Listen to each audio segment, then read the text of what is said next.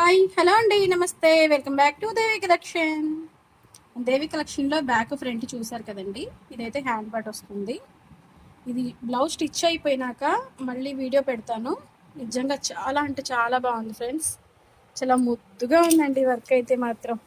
నాకైతే బాగా నచ్చేసింది. మీకు ఎలా అనిపించింది? నా ఛానల్ ఎవరైనా ఫస్ట్ టైం చూస్తున్నట్లయితే ప్లీజ్ సబ్స్క్రైబ్ చేసుకోండి.